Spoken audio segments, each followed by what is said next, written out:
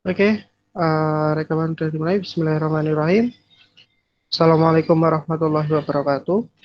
Waalaikumsalam Waalaikumsalam warahmatullahi warahmatullahi wabarakatuh. wabarakatuh. Baik, alhamdulillahirrabbilalamin. Kita bisa bertemu pada pagi hari ini dalam kondisi sehat walafiat.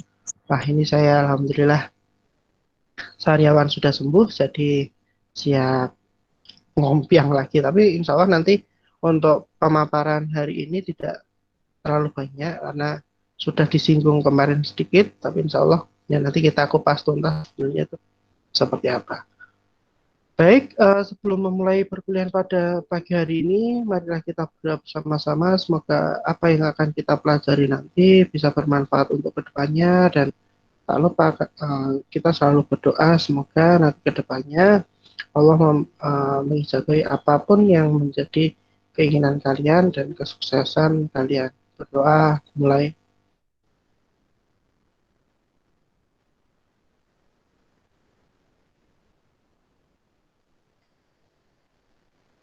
Doa selesai. Baik, nanti saya presensinya nanti di akhir perkuliahan saja, supaya ini kadang ada yang masih keluar masuk. Ini yang sudah hadir 36 mahasiswa dari 40, berarti yang belum menghadiri 4 mahasiswa, berarti sudah di atas 90%. Tidak masalah, insya Allah Pak Widi bisa memahaminya. Baik, pada pagi hari ini kita akan mempelajari tentang jenis-jenis kurikulum. Jadi sebenarnya loh, kok disinggung kemarin tuh yang disinggung yang mana? Nah, nanti kita bahas. Listia kameranya tadi masih hidup ya, masih liip-liip ngantuk. Oke, mana ya? Bapak,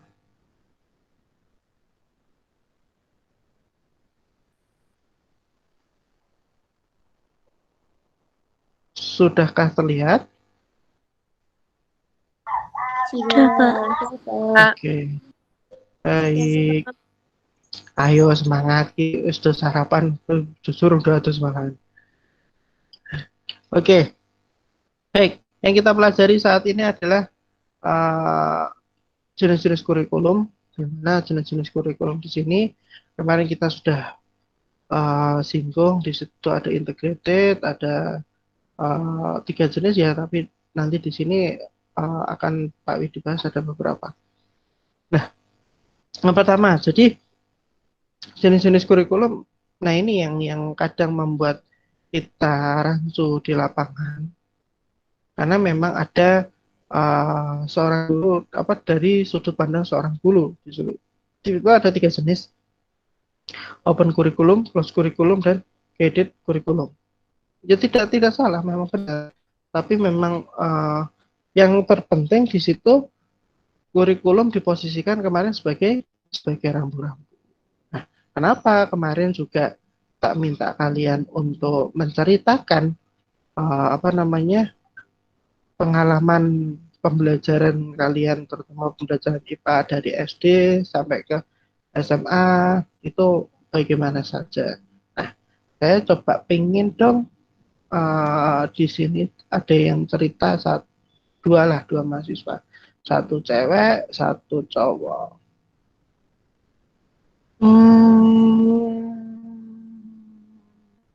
Oke, yang lintas itu ya, yang lintas jurusan. Coba Mas Vivian Hani, coba cerita Mas Vivian pengalamannya dulu pembelajaran biar teman-teman juga di sini intinya kita sharing ya, tidak saling wah masa pembelajaran ini ngono nih. Tapi di sini kita sharing karena memang kenyataan di lapangan itu seperti itu. Saya melihat uh, apa namanya pekerjaan yang dari Mas Vivian itu di apa kemarin yang diketik itu, ya memang saya juga mendapati itu karena dulu saya kan juga guru di SMP juga, tapi sering banget juga nongkrongnya di SMA-nya. Jadi bahkan di SMK teman-teman yang lulusan pendidikan IPA UNES itu juga ada yang di SMK. Jadi kita saling sharing di situ. Oh ternyata kok mirip dengan kisahnya Mas Hafani di sini. Coba Mas Hafani diceritakan coba. Kok punya saya tuh Pak? Oh, lah rak popo. Iya kan kayak gini. eh Rata-rata kan apa namanya? Enjoy aja SD, SMP, SMA. Mas Hafani kan SD, SMP, SMK ya kelihatannya ya. Iya Pak. Nah, cerita nggak apa-apa. Kita di sini sharing karena takut kan kita nanti kan lulusan Tadris IPA kan juga eh, diterima juga di SMK. Jadi supaya nanti untuk pembelajaran teman-teman yang lain. SMK lo ya, bukan SMA lo ya. Kalau SMA beda lagi. Coba Mas, apa nih? Baik, nah di sini saya akan cerita tentang pengembangan kurikulum dari SD sampai SMK. Nah, proses pembelajaran IPA ketika SD menggunakan kurikulum 2006 itu proses pembelajarannya menggunakan metode ceramah. Ya, yang ceramah itu Bapak Ibu guru yang lebih sering menjelaskan dan murid mendengarkan. Nah, untuk praktikum IPA hanya dilakukan beberapa kali saja seperti pada materi bunyi, melakukan praktikum kaleng yang disambungkan oleh benang terhadap kaleng lainnya sehingga menimbulkan bunyi. Di sini menunjukkan siswa terkesan kurang aktif di kelas karena lebih dominan mendengarkan guru saja tanpa diiringi praktek. Nah, itu mungkin yang saya alami ketika SD ya, Pak. Ketika SD itu pembelajarannya seperti membosankan gitu. Terus pas waktu masuk SMP, proses pembelajaran IPA menggunakan panduan buku paket. Nah, tetapi ketersediaan buku paket masih kurang sehingga dibuat per kelompok ketika membaca buku paket. Nah, saya SMP-nya itu negeri, jadi bukunya itu dibagi buku paket dan dibuat untuk kelompok. Nah, di SMP pun tidak ada praktek sama sekali, menjadikan siswa lebih cepat bosan karena hanya berupa teori saja. Pada waktu kelas 9, pembelajaran IPA wajib memiliki LKS di setiap siswanya dan sudah memiliki praktikum beberapa kali seperti membuat sistem tata surya dan listrik. Pada waktu SMP juga kurikulumnya masih menggunakan kurikulum 2006. Nah, proses pembelajaran IPA waktu masuk SMK kelas 10 dan 11 itu masih menggunakan 2006, masih menggunakan kurikulum 2006. Guru dalam pemaparan materinya sudah menggunakan alat bantu ajar seperti proyektor dan mewajibkan siswanya memiliki LKS sebagai bahan belajar siswa. Pada kelas 12, kurikulumnya berubah menjadi kurikulum SMA, berubah menjadi 2013, di mana itu sendiri diiringi dengan praktikum seperti praktikum magnet. Dan pada waktu kelas 12, siswa sering mempresentasikan di depan kelas hasil kerja kelompok praktikumnya menjadikan siswa lebih aktif di kelas. Nah, kesimpulannya proses pembelajaran IPA dari SD ke SMK terdapat perubahan di kurikulumnya di mana dari kurikulum 2006 menjadi kurikulum 2013. Kurikulum 2013 itu sendiri menjadikan siswa lebih aktif di kelas dan pembelajarannya di dalamnya tidak terkesan membosankan. Nah, itu mungkin cukup sekian cerita dari saya. Ya, jadi terima kasih Mas Hafani. Jadi setiap jenjang pembelajaran ternyata ada keunikan masing-masing ya. Jadi dari menurut apa namanya cerita dari Mas Hafani kemarin, bahasanya SD seperti itu hanya ceramah, terus SMP walaupun negeri ternyata masih juga uh, keterbatasan terutama buku ya, itu masih apa namanya masih bentar ada tamu ya masih apa terjadi ya, jadi apa namanya kekurangan buku seperti itu, walaupun itu memang dari kata SP kan harusnya sudah sedikit di, dikaitkan dengan secara kontekstual learning, tapi ya enggak apa-apa, memang kenyataan di lapangan tuh seperti itu. Jadi harusnya memang ketika pembelajaran IPA itu di SD itu memang cenderung dia masih sekedar melihat fenomena-fenomena sains di situ, dikaitkan dalam kehidupan sehari-harinya dia. Kalau memang ya tadi seperti Mas Zavani tadi bercerita disuruh membuat apa, kaleng dengan apa namanya tali untuk apa gelombang itu ya, bunyi itu ya. Nah itu memang harusnya memang seperti itu. Nah dengan harapan ketika terjadi pembelajaran seperti itu anak itu bisa membangun konsepnya dan guru itu mendampinginya. Nah, dengan membangun apa konsep bersama-sama sehingga dia menciptakan pengetahuan baru, alhasil seolah itu anak-anak kecil kalau dia dihargai kondisinya seperti itu, dia pasti akan semangat seperti itu. Namun memang tadi juga pengalaman dari Mas Zafani di situ uh, masih dominan ke pembelajaran secara ceramah seperti itu. Itu yang anak-anak kalau diajak memang dia masih masa-masa antara transisi dari bermain ya. Jadi masih masa-masa bermain. Jadi kalau hanya dia disuruh duduk mendengarkan seperti itu akan susah. Makanya nanti ketika kalian menjadi guru, cobalah kalian masuk di dunianya mereka. Oh ternyata lagi trennya anak-anak seumuran dia itu seperti itu. Mungkin ini bisa tak kaitkan dengan konsep sains apa di situ. Kebetulan KD-nya juga ada, jadi coba apa namanya di explore di situ. Nah, fenomena yang ada di SMP tadi,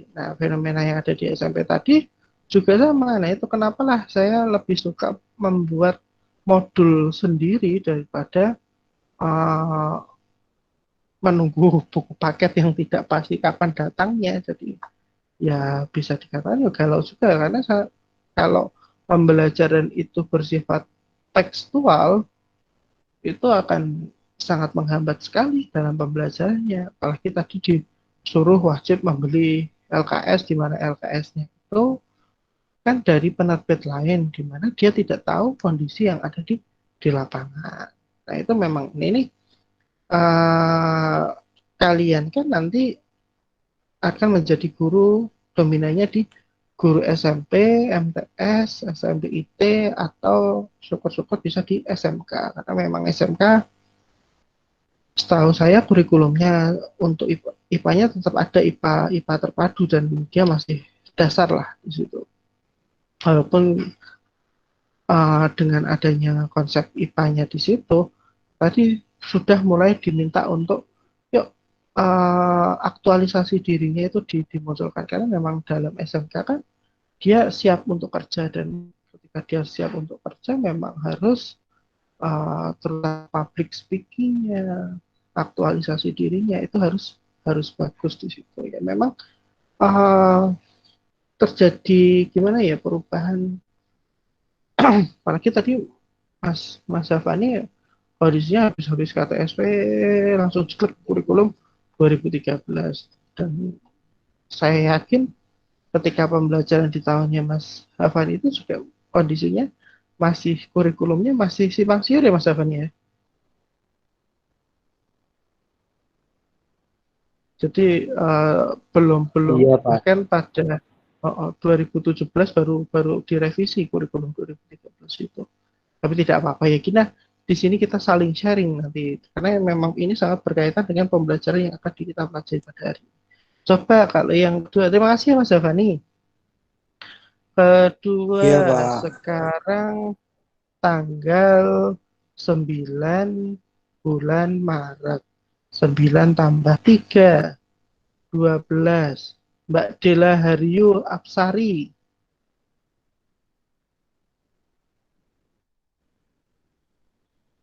Mbak Dela Haryu, how are you? Mbak Dela. Oke, Mbak Dela mungkin baru diminta orang tuanya untuk mencuci baju.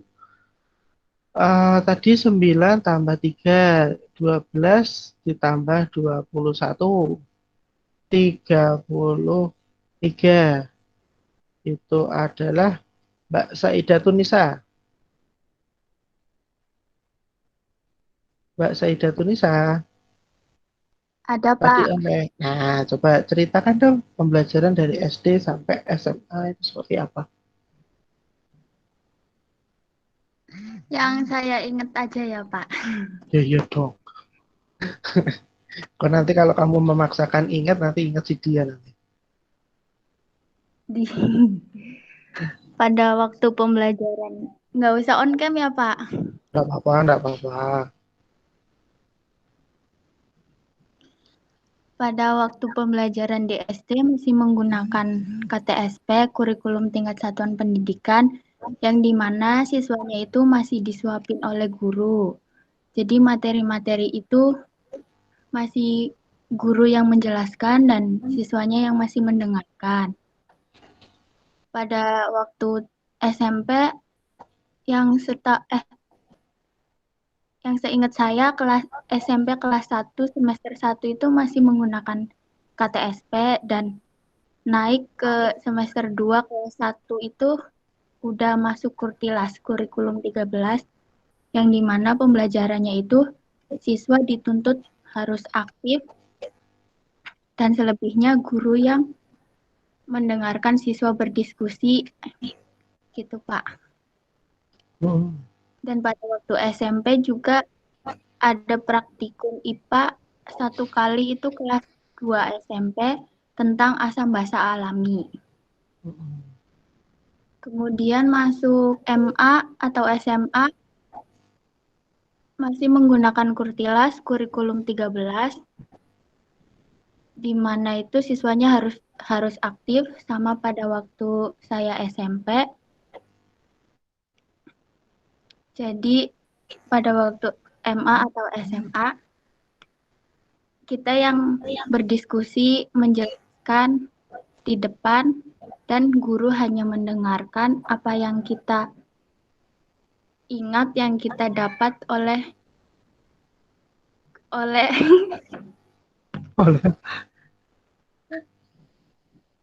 apa yang kita dapat oleh guru yang telah menerangkan gitu Pak. Udahlah Oh Pak. gitu. Koyo arep Pak gue. Oke, terima kasih Mbak Saidatun Nisa. Jadi kita bisa tarik kesimpulan bahwasanya pengalaman dari pembelajarannya Mbak Saidatun Nisa. Oh ya, saya pertanyaan Pak Widi yang pertama Mbak Saidatun. Ketika waktu pelaksanaan kurikulum 2013 di lapangan, itu tadi udah mulai SMP sudah mulai ya Mbak Saidatun ya? Iya SMP udah mulai Pak, seingat Oke. saya. Iya.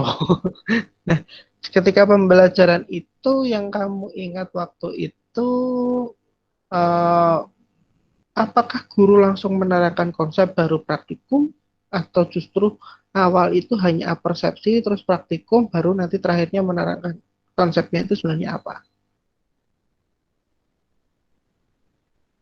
Guru hanya menerangkan sedikit doang Pak, terus selebihnya siswa yang bekerja. Oke, berarti tetap menerangkan konsep awalnya dulu ya kayak gitu ya? Iya Pak, tapi nggak banyak. Oke, ya, ya memang biasanya kalau tapi itu hanya waktu apa namanya mata pelajaran di mana kesempatan saat praktikum kayak gitu ya Mbak ya. Iya Pak. Kalau di luar praktikum mesti langsung sepanjang jalan kenangan selalu itu ya, selalu ceramah malahan akhirnya ya. Oke, jadi kalau melihat dari cerita dari Mbak Zaidatun Nisa selama pembelajaran di SD, SMP, SMA, walaupun kurikulum itu sempat berubah dari SD-nya, tadi kata SP, SMP sudah mulai K13, SMA sudah K13. Tapi dia masih eh, belum pelaksanaannya itu masih belum sesuai apa yang diamanatkan di Undang-Undang untuk kurikulum 2013 seperti itu. Jadi pada prinsipnya memang pembelajaran 2013 itu dia membangun. Padahal, loh Pak, terus kenapa Pak dari KTSP dia pindah ke kurikulum 2013? Padahal KTSP itu sebenarnya kan kurikulum tingkatan satuan pendidikan di situ ya. Nah, di mana di masing-masing satuan pendidikan itu dia memiliki kebebasan dalam pembelajarannya, proses pembelajarannya, dan bagaimana ada bentuknya. Nah, sesuai apa yang sudah saya katakan di awal, memang yang tahu pembelajarannya seperti A, C, C, C, D, seperti itu kan hanyalah guru dan sekolahan di situ. Tapi, nah kesalahan yang terjadi di lapangan itu memang kondisinya tidak sesuai yang diharapkan kurikulum. Jadi alhasil dipukul rata semua, apa namanya, ceramah semua. Nah, itu yang uh, keluar konsep koridornya, dan waktu itu memang untuk asesmennya, untuk penilaiannya itu masih masih terbilang tidak ada bedanya dengan kurikulum 98, kurikulum 2004 itu tidak ada bedanya di situ. Ya, penting kayak soal bijine mereka kerjakan bijine metu. Padahal dari kemarin yang sudah diutarakan UNESCO bahwasanya memang dalam pembelajaran itu salah satunya kita harus bisa mengkonstrukkan supaya pengetahuan atau konsep yang dialami yang dipelajari peserta didik itu bisa terekam baik di otaknya atau di dalam kehidupannya, sehingga uh, ketika dia nanti terjadi menghadapi permasalahan yang ada di lingkungannya, dia bisa langsung sudah terbiasa bekerja itu benar-benar terkonsep, sistematis, dan pastinya dia mengorganirkan untuk permasalahannya itu jauh lebih bagus. Itu memang tujuan secara luasnya. Tapi kalau tujuan secara khususnya memang ketika nanti ada konsep-konsep sains di situ, dia sudah terbiasa bekerja secara menggunakan keterampilan proses sains di situ. Nah, melihat hal seperti itu, jadi seolah kayak orang ono perbedaan antara KPK, KTSP, kurikulum 2013. Nah, itu yang sangat disayangkan. Jadi sebenarnya amanatnya apa, terus pelaksanaan di lapangan seperti apa. Nah, itu yang mengakibatkan tidak sinkron ya antara amanat yang diharapkan, terus nanti lulusan yang diharapkan seperti apa. Itu yang ya alhasil yang menjadi korban ujung-ujungnya adalah peserta didik. Makanya kita menjadi seorang guru harus hati-hati dan benar-benar harus benar-benar kreatif di situ. Apalagi sekarang kurikulum 2013 pun asesmennya tidak hanya kan biasanya tes kan ABC-an gitu ya. Terus pembelajar cukup aspek pengetahuan saja, tidak sampai dia menganalisis dan lain-lain kan. Ya alhasil kalau hanya alat evaluasi itu bersifat hanya menghafal saja, itu yang mengakibatkan nanti untuk kedepannya kalau secara psikis anak itu ketika dia didatangkan terhadap masalah, dia akan bingung cara mengorganisasikannya, terus menganalisisnya, itu pasti dia akan kesulitan karena memang pada prinsipnya sekolah itu memang digunakan untuk melatih cara mereka berpikir, bukan memahami atau menghafal suatu konsep, bukan, tapi dia berlatih berpikir itu. Nah, jadi kita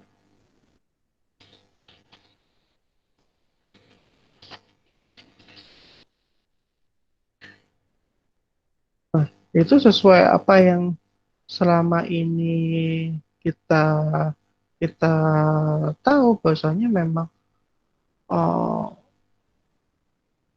harusnya dalam pembelajaran itu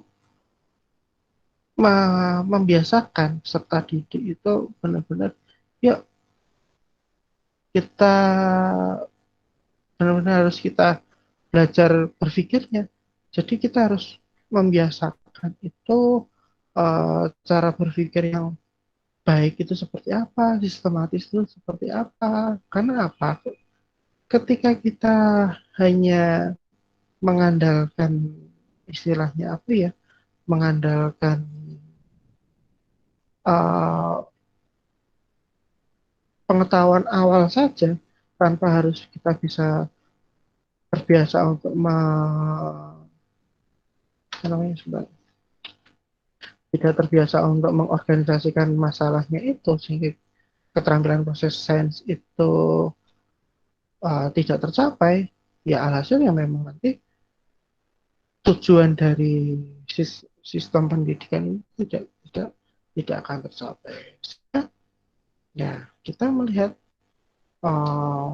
fenomena-fenomena yang ada di sekitar kita, ya, oh, nggak usah, cukup sekian aja itu, aku malas ngurusi ini, padahal masalah itu selalu tak singgung dari awal, masalah itu yang dibutuhkan adalah solusinya.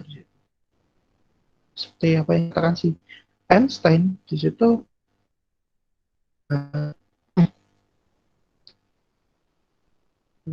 education is not the learning of fact. Jadi pendidikan itu tidak untuk mempelajari sebuah fakta, tapi melatih otak atau ya otak kita untuk berpikir di situ. Jadi kita tahu Einstein itu siapa dan kita tahu Rasulullah itu juga seperti apa. Jadi memang pendidikan itu sangat penting dan itu memang melatih. Kita harus benar-benar melatih pola berpikirnya si pendidik kita. Baik ya. Oke, terima kasih tadi Mbak Saidatunisa tadi ya. Oke, baik. Pak Widi masuk di materinya. Jadi jenis-jenis kurikulum di sini dari sudut pandang guru itu kan ada 3 tadi. Ada open kurikulum, closed kurikulum, dan guided kurikulum. Di mana open kurikulum itu disebut kurikulum terbuka. Artinya kurikulum sama dengan guru. Jadi guru memiliki kebebasan untuk mengembangkan kurikulum sesuai dengan keinginan dan kemampuannya. Nah, sedangkan closed kurikulum itu disebut kurikulum tertutup. Artinya kurikulum sudah ditentukan secara pasti. Mulai tujuan, materi, metode, evaluasi. Sehingga guru tinggal melaksanakan apa adanya. Dengan yang ketiga, guided kurikulum disebut kurikulum terbimbing, artinya kurikulum setengah terbuka dan setengah tertutup. Rambu-rambu pembelajaran telah ditentukan dalam kurikulum, akan tetapi guru masih diberi kemungkinan untuk mengembangkan lebih lanjut dalam kelas. Nah, dari ketiga sudut pandang seperti ini, seperti yang pertama open kurikulum, dia sisi positifnya ya memang yang tahu kondisi lapangan itu adalah guru, tapi yang jadi masalah ketika yang ada di lapangan itu memang menjadi seenaknya. Jadi karena tidak memiliki koridor-koridor tertentu, alhasil materi pun menjadi overload, pembelajaran juga seenaknya dewe. Nah, itu yang dikhawatirkan dari open kurikulum, dan itu sudah kenyataan yang ada di lapangan sudah ada. Closed kurikulum, nah ini juga sudah terjadi di mana semua ya, jadi guru itu hanya sebagai pelaksana pembelajaran aja. Dari konsepnya sudah dikonsepkan semua di negara, terus habis itu sudah dilaksanakan sesuai dengan konsep ini, tidak boleh dikurangi, tidak boleh ditambahi. Nah, itu memang memberatkan jika sekolahan itu ya sarana prasarananya itu semua sama, seimbang, itu it's okay, enggak masalah. Tinggal kita memacu gurunya seperti apa. Tapi kalau seandainya sekolah yang berada di tengah kota dan di pinggiran kota yang dimana kita tahu sendiri sarana prasarananya tidak memadai dan apa namanya bisa dikatakan nah iki terus piye wong ngene iki aku kudu tak paksa untuk apa namanya praktikum menggunakan buret. Padahal kan kalau di pinggir ya jarang ada yang memiliki buret karena buret memang harganya mahal di situ. Jadi kurang pas. Nah, memang yang pada prinsipnya paling lebih tepat adalah guided kurikulum di mana di situ sudah ada rambu-rambunya, namun guru itu masih diberikan kebebasan.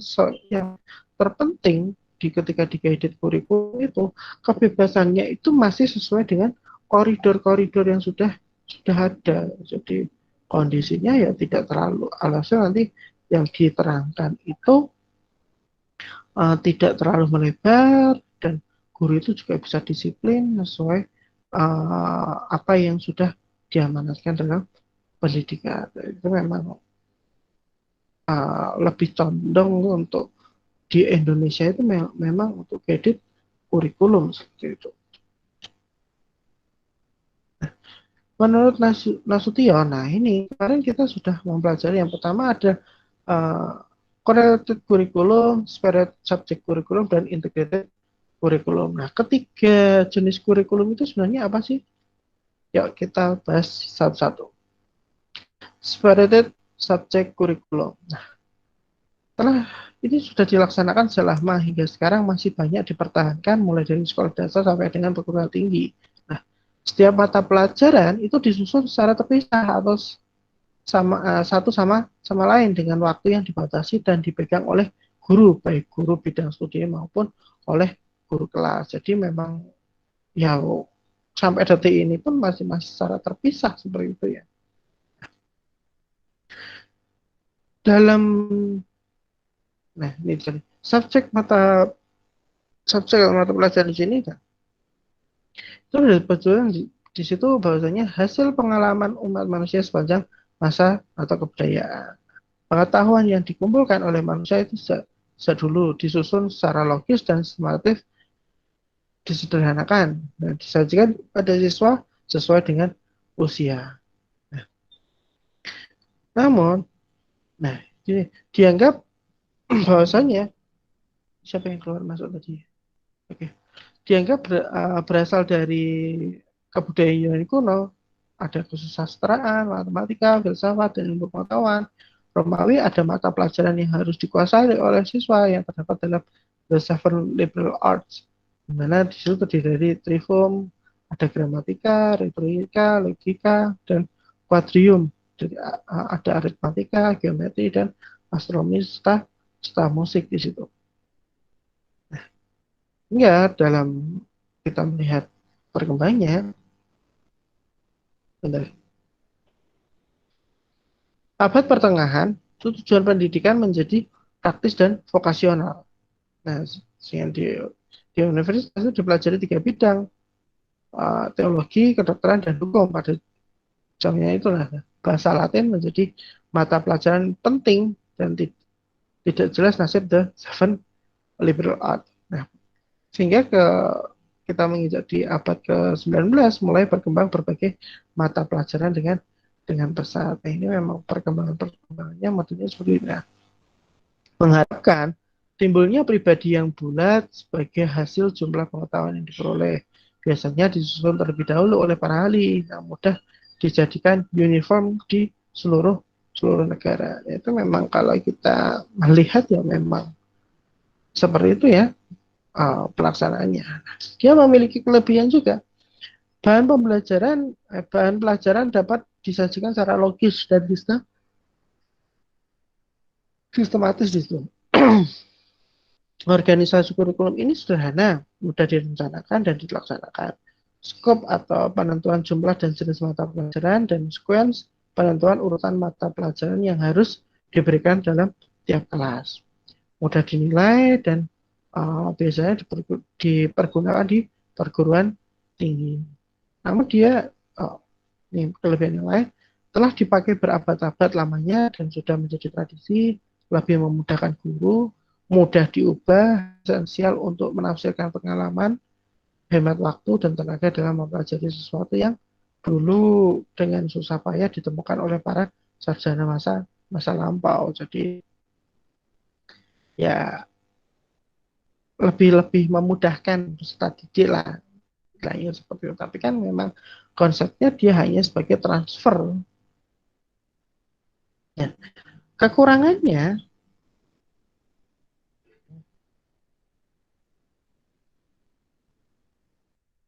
gimana Mbak Nur Aini? Mau tanya apa? Atau komentar? Oke, tak lanjut dulu ya.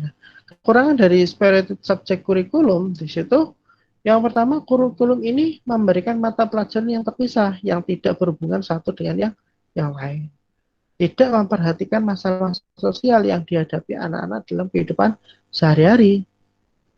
Ini menyampaikan pengalaman umat manusia yang lampau dalam bentuk logis dan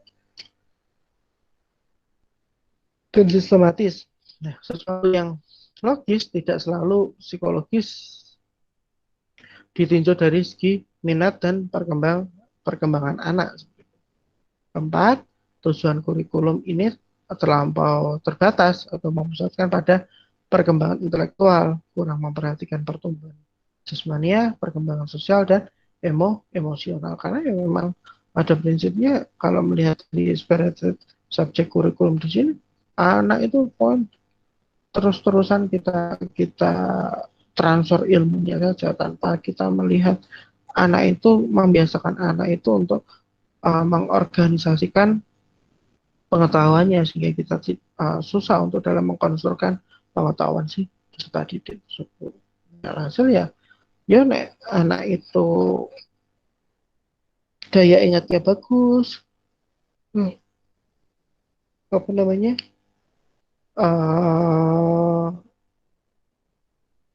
dia mau belajar sendiri, it's okay, nggak masalah. Tapi kenyataannya kita susah untuk melihat hal seperti itu. Takutnya memang tingkat pemahaman anak itu kan pasti berbeda-beda. Jadi memang harus menggunakan, ayo kita coba masuk dalam dunianya itu seperti apa. Nih, kekurangan yang kelima, kurang mengembangkan kemampuan berpikir.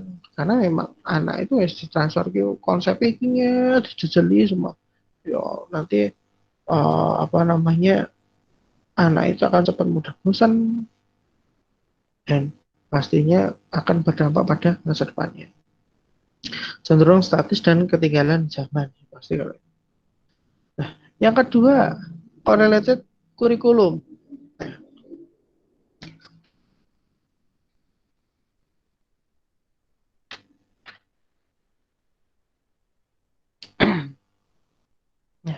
Dalam correlated kurikulum di sini, itu lahir dari ketidakpuasan terhadap spirited subject kurikulum. Nah, correlated kurikulum, correlated berasal dari kata correlation yang dalam bahasa Indonesia berarti korelasi, yaitu adanya hubungan antara satu dengan yang lain.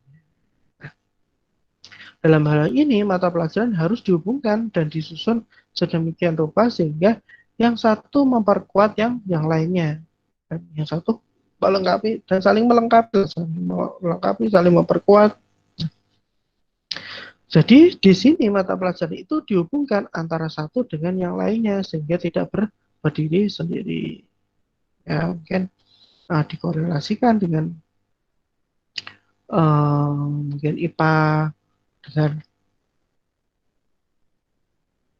bahasa Indonesia, mungkin dengan olahraga seperti itu. Tapi memang di sini adanya koordinasi yang baik antar guru.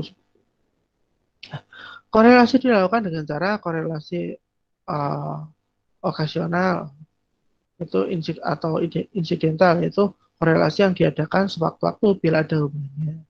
Yang kedua, korelasi etis, yaitu yang bertujuan mendidik budi pekerti sebagai pusat pelajaran diambil pendidikan agama atau budi pekerti.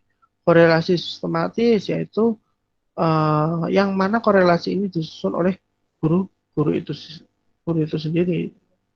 Memang dalam hal ini memang butuh komunikasi yang baik antar sama guru seperti itu.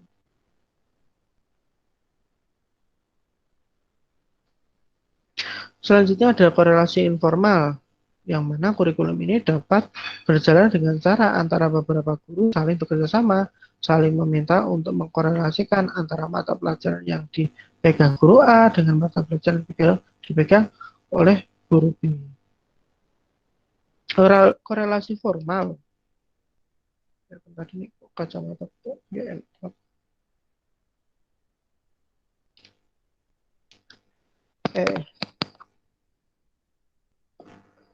korelasi formal yaitu kurikulum ini sebenarnya telah direncanakan oleh guru atau tim secara bersama-sama. Ya, lagi korelasi meluas atau broad field, di mana korelasi ini sebenarnya merupakan fungsi dari beberapa bidang studi yang memiliki ciri khas yang sama dipadukan menjadi satu bidang studi, atau kalau kita melihat di SD itu ada tematik seperti itu ya. Kelebihan dari correlated curriculum, korelasi memajukan integrasi pengetahuan pada siswa. Minat siswa bertambah apabila ia melihat hubungan antara berbagai mata pelajaran. Pengertian siswa tentang sesuatu jauh lebih mendalam. Memang harapannya kalau kita melihat di kurikulum 2013 itu juga harapannya juga sama seperti itu. Memberikan pengertian yang lebih luas karena diperoleh pandangan dari berbagai sudut mata pelajaran. Nah, supaya biasakan anak itu juga memperluas pandangan lah. Jadi tidak hanya satu hal yang dia pahami saja. Jadi kita coba melatih dia untuk sebagai sudut pandang apa. Memungkinkan siswa menggunakan pengetahuannya lebih fungsional.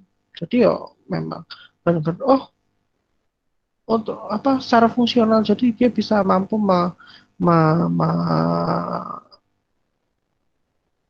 praktekkan konsep yang sudah mereka pelajari itu. Coba kalau kita konsep di mata pelajaran yang lain itu bagaimana. Nah, harapannya memang ketika nanti dia sudah terjun di masyarakat, dia harus bisa saya punya konsep seperti ini, coba saya tanamkan di cara berpikir orang yang lain bagaimana. Lebih mengutamakan pengertian dan prinsip daripada pengetahuan dan penguasaan fakta-fakta. Kekurangannya merupakan kurikulum subject center, tidak menggunakan bahan yang langsung berhubungan dengan kebutuhan dan minat siswa serta dengan masalah-masalah aktual yang dihadapi dalam kehidupan sehari-hari. Broadfield tidak memberi pengetahuan sistematis dan mendalam mengenai berbagai mata pelajaran. Biasanya cuman disangkut-sangkut sidik-sidik tok seperti itu loh model. Jadi sing kira-kira podo karo konsep itu seperti ini tak sangkut sidik banyaknya aja, tak sangkut sedikit dengan miliknya geografi seperti itu. Sehingga untuk memahami yang lebih dalam lagi itu biasanya kurang. Guru sering tidak menguasai pendekatan interdisipliner. Ya, pasti biasanya aku IPA ya IPA. Kan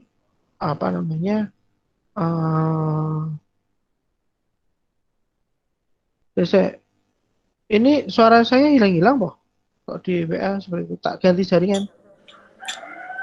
Enggak, Pak. Enggak, Pak. Nah, ini kok di grup WA kok ada maaf Pak, saya hilang-hilang Bapak. Oke. Nanti kalau komen yang jaringannya kurang bagus, ya nanti bisa mengikuti secara YouTube seperti itu ya.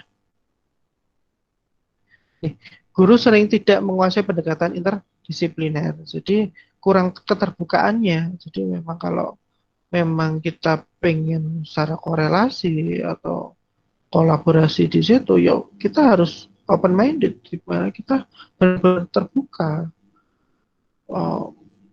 Kita nggak bisa menyamakan anak matematika, kok IPA dengan IPS, matematika dengan anak fisika kan gitu kadang-kadang sering tolak belakang. Jadi ya kalau memang pengen kolaborasi ya benar-benar kita harus open, kita harus saling saling terbuka di situ. Yang paling kan adalah integrated curriculum, di mana isinya di situ adalah perpaduan, koordinasi, harmoni, kebulatan, dan keseluruhan. Meniadakan batas-batas antara berbagai mata pelajaran dan menyajikan bahan pelajaran dalam bentuk unit atau keseluruhan. Biasanya memang kita akan mempelajari tentang topik sistem dalam kehidupan.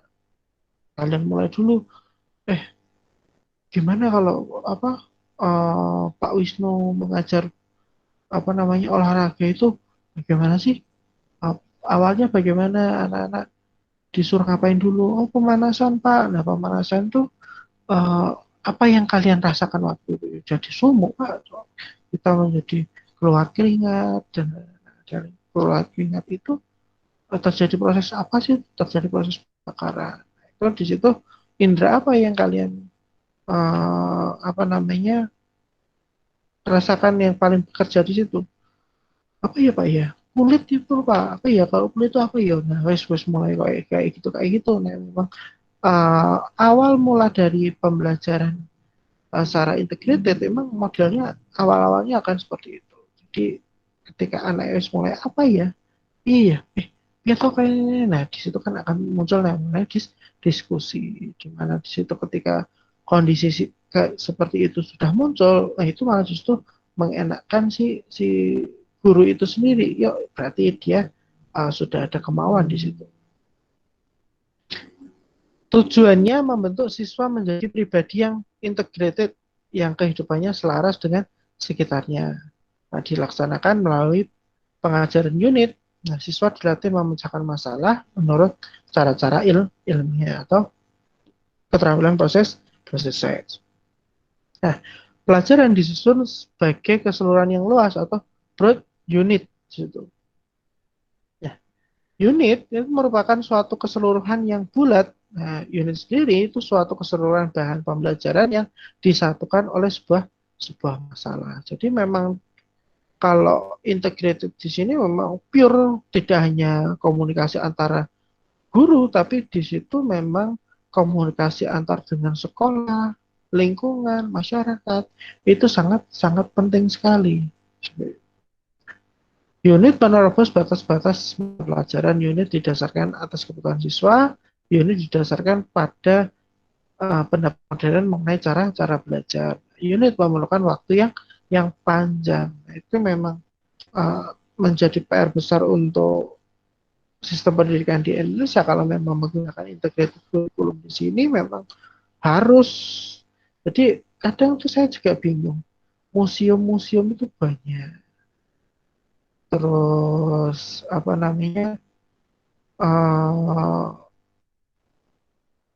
alam-alam terbuka juga banyak. Ada kalau di Kebumen itu ada Karang Sambung, museum-museum bersejarah juga banyak. Tapi justru kenapa kok sistem pendidikan itu tidak bisa mengintegrasikan dengan tempat-tempat tersebut, fasilitas-fasilitas tersebut? Ya pasti mesti ujung-ujungnya alasannya ya kurang dana nih Pak. Nah, kalau semua itu memang harus bisa dibicarakan, kenapa tidak? Nah, memang kadang kembali ke mental ya. Jadi ya wes apa anak-anak kayak mana pembelajaran kasih materi selesai. Padahal kalau model seperti itu ya apa bedanya kurikulum 2013 dengan kurikulum 98 dulu. Life center itu masyarakat jadi laboratorium. Jadi ketika pembelajaran ya kita tema kita saat ini kita berkarya dengan bioteknologi. Wah, jadi kan anak tuh kita keren. Nah, coba yuk jadi memang di situ sebelum pembelajaran itu sudah sekolahan itu sudah membicarakan jauh-jauh hari termasuk terhadap orang tua, karena memang ya tadi masalah ujung-ujung dalam pembelajaran itu adalah tentang pembiayaan atau sarana prasarananya seperti itu ya. Ya memang ini perlu banget sentuhan dari pemerintah. Mungkin ya kita pengen mempelajari tentang pembuatan tempe, ya kita hadirkan langsung ke tempat situ. Terus nanti suatu ketika setelah menghadirkan situ, mereka bisa praktek. Terus ketika praktek itu diusahakan yang menjadi narasumber itu bukan gurunya, tapi yuk anak-anak coba wawancara si pemilik pabrik tempe itu.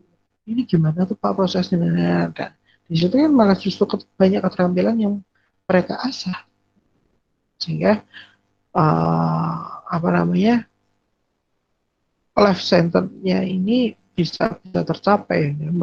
Masyarakat jadi laboratorium di situ. Unit menggunakan dorongan-dorongan yang wajarnya pada siswa. Ya sih, kalau ini sesuai tingkatannya ya. Siswa dihadapkan pada situasi-situasi yang mengandung masalah ya, karena memang dalam keterampilan proses sense kita berawal dari sebuah masalah, sehingga kita bisa mengorganisasikan masalah itu, membuat hipotesis, mengumpulkan data, menganalisis data, baru bisa mengambil kesimpulan. Dengan sengaja memajukan perkembangan sosial siswa. Nah, ini memang kita melihat era saat ini, di mana itu seolah-olah seperti anti sosial di situ. Dia sudah fokus, sudah apa ya wes fokus game terus, sehingga perkembangan sosialnya itu tidak terasah dengan baik. Nah, dengan adanya seperti ini, dia mau keluar dari kebiasaannya yang selama ini mereka lakukan. Ya lebih membiasakan anak itu open, terbuka dengan lingkungan sekitar. Direncanakan bersama oleh guru dengan siswa dan pastinya dengan orang tua, stakeholder yang ada di sekitarnya di situ. Kondisi seperti itu kan ya memang penting, karena memang kalau apalagi di Indonesia ya, kalau tidak dibicarakan aku dikira pungli dan lain-lain, itu kan berbahaya. Semua itu memang butuh komunikasi yang baik. Kelebihan dari integrated kurikulum, segala hal yang dipelajari dalam kurikulum bertalian erat dengan yang lain.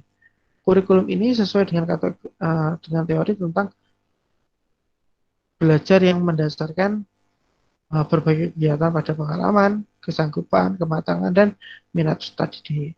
Adanya hubungan erat antara sekolah dan masyarakat. Guru tidak dididik untuk menjalankan kurikulum seperti ini. Itu kelebihan, kekurangan.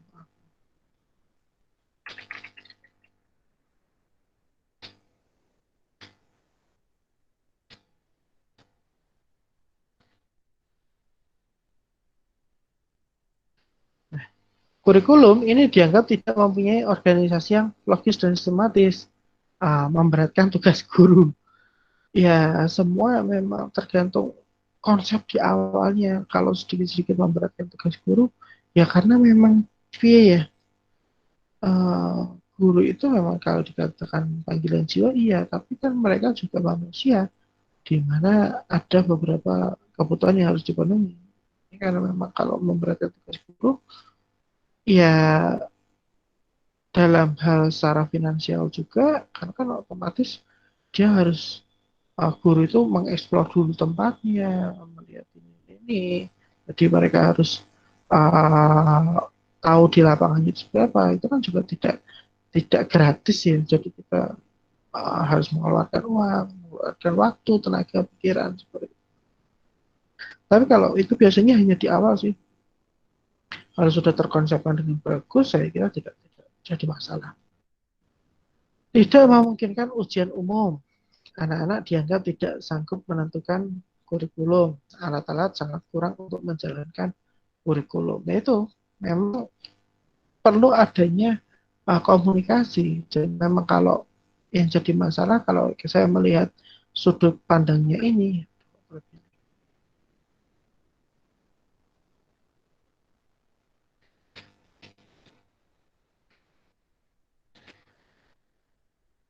Jadi kalau melihat sudut pandangnya ini itu memang eh, istilahnya kok pesimis dulu, padahal memang semua itu pengembangan kurikulum, pelaksanaan kurikulum itu butuh adanya komunikasi antara elemen guru, sekolah, staf didik, terus masyarakat, orang tua, jadi dan yang jelas pemerintahan dinas terkait. Dan di situ dengan adanya komunikasi yang baik sehingga saling saling melengkapi, saling menyokong sehingga ya memang kalau melihat dari integrated kurikulum itu anak pasti tidak mudah bosan. Saya tidak setuju bahwa sekarang integrated kurikulum tidak memungkinkan ujian umum. Sangat-sangat bisa memungkinkan ujian umum, hanya antara mau atau tidak seperti itu. Nah, alasannya bla bla bla bla bla bla, waktunya terlalu lama. Loh, nah, ya itu memang konsepnya itu memang harus dibahas sejak awalnya itu bagaimana, apakah sanggup atau enggak seperti itu. Kalau enggak sanggup ya jangan memaksakan menggunakan integrated kurikulum seperti itu. Ini memang dari beberapa hal ini tadi, kurikulum itu sangat-sangat penting sekali dalam apa namanya penentuannya sehingga uh, pembelajaran itu arah pembelajarannya itu jelas. Kalau hanya sekedar apa namanya itu makanya muncullah antara guru tidak bisa membedakan mana kurikulum dengan pengajaran karena ya memang bingung dalam menentukan kurikulum yang baik itu seperti apa. Nah, dalam kondisi seperti itu mungkin uh, banyak faktor yang bisa menjadi apa namanya menjadi tolak ukurnya karena rata-rata cenderung kesenjangan ya. Dari kesenjangan itulah alhasil uh, kurang adanya semangat dan saling menyadari bahwasanya dalam sebuah pembelajaran itu benar-benar kurikulum yang tepat itu harus benar-benar dibicarakan di dalam semua pihak, tidak hanya sebagai seorang guru yang bisa menentukan loh yang paling bagus kurikulum seperti ini. Kurikulum itu tidak ada yang bagus dan tidak ada yang jelek. Itu semua tergantung uh, guru itu menggambarkan atau menerima mendeskripsikan kurikulum itu bagaimana terus melaksanakannya itu sesuai apa tidak. Rata-rata dia menentukan kurikulum A tapi pelaksanaannya malah kurikulum B, evaluasinya kurikulum C kan, jadi tidak nyambung seperti itu. Nanti kalian akan mendapatkan pengalaman itu ketika nanti PPL. Terus nanti kalian sudah menjadi guru, kalian akan merasakan itu semua. Oke, itu aja dari Pak Widi. Karena sesuai janjinya Pak Widi tadi nggak terlalu lama. Oke, yang hadir perkuliahan pada pagi hari ini ada 39, yang tidak hadir satu. Coba saya presensi tinggal dijawab hadir, tidak hadir ya, kita aja ya. Rahmat Cika, sambil kalau ada pertanyaan, silakan mau tanya tidak apa-apa. Ini tak present sambil Pak gimana apa presensi. Rahmat Cika,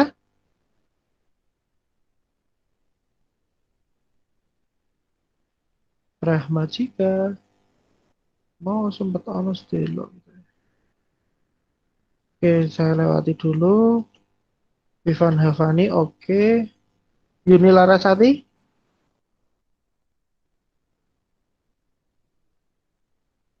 Yuni Laraswati, ding. Yuni Laraswati, ada dia online. Yuni Laraswati. Oke, saya lanjutkan aja. Ana Francisca, Hadir, Bapak. oke, sip. Rizka Anisatul Habibah,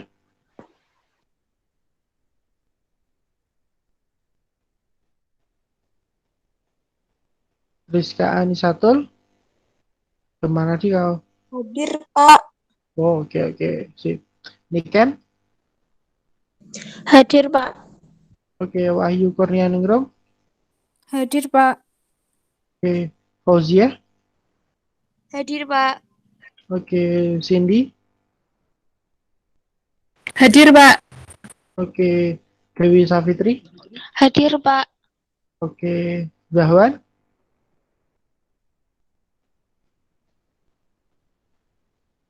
Zahwan. Speakernya Jawan mati, Pak. Oh, gitu. Oke. Speaker mic-nya loh. Oke, bisa masalah. Dela, Hadir, Pak. Rezal, Hadir, Pak. oke. Kamtis, Kamtis Ari nih Kamtis. Hadir, Pak. Oke. Anugerah Sukma, Hadir, Pak. oke. Agnes, Hadir, Pak. oke. Faizatul, Faiza hadir, Pak. oke. Faridatul, Hadir, Pak. Ade Emma, Hadir, Pak. oke. Adib, Pak. oke. Umaya,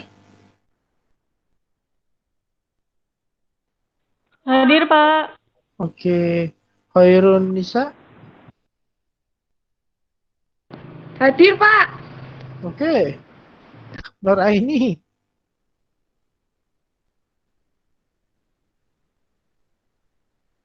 Nur Aini, ada. Lo Alianti, Hadir, Pak. oke. Oktaviani, Hadir, Pak. oke. Rika Veronica,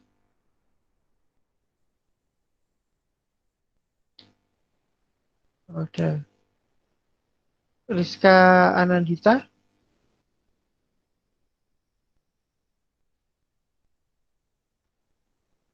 kamu Rizka ada ya? Rizka Imani. Selanjutnya Siti Nur Fauzia, Hadir, Pak. ya. Novia, Hadir, Pak. Devia, Hadir, Pak. oke. Rizka Devi, Hadir, Pak. oke. Oni Satlifa, Hadir, Pak. oke. Saidatun Nisa hadir. Dewi Kumala Sari, Hadir. oke. Listia, Hadir, Pak. oke. Alfi, Hadir, Pak. oke. Siwi, Hadir. hadir. Ringannya Dewi, Salah, Pak. ya. Afnan, Hadir, Pak. oke. Vika, Hadir, Pak. Alfiatun, Hadir, Pak. oke. Saya panggil lagi Rahmat Cika. Oh, no. Oh, ini di Rahmat Cika. Oke, ada kok, ada cuma. Oh, ini. Oke ya. Ada yang ingin ditanyakan enggak sebelum Pak Widi tutup? Yuni Larasati. Udah, tenang Mbak Yuni sudah tak. Oke, kelihatan namanya. Iya, Pak. Udah. Makasih, Pak. Heeh. Makanya saya ini Pak Widi juga lihat orang-orang yang hadir itu siapa tak lihat. Oh no, yowes, berarti dia mendengarkan. Oke, sebelum Pak Widi akhiri ada yang ingin ditanyakan?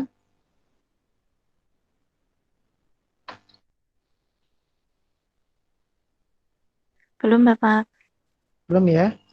Baik, Iya. kalau memang belum ada, sebenarnya pengen tak kasih tugas, tapi dulu nanti dulu aja, biar apa penjelasan yang minggu depan tak jelaskan dulu baru tak tugaskan karena memang sangat berhubungan dengan yang ingin tak jelaskan besok minggu depan. Oke ya, bukunya dibuka-buka lagi, dipahami lagi. Ketika, ayo aku pengen kelas ini selalu berdiskusi. Kemarin minggu depan udah bagus, sering diskusi. Mas Ezra sering tanya kayak gitu. Mas Fani juga sering tanya seperti itu. Saya malah lebih suka. Yuk kita hidupkan suasana kelas itu menjadi lebih baik. Oke ya. Kalau memang belum ada pertanyaan, Pak Widi akhiri dulu. Orangnya Pak Widi mohon maaf. Silakan bisa mempersiapkan perkuliahan selanjutnya.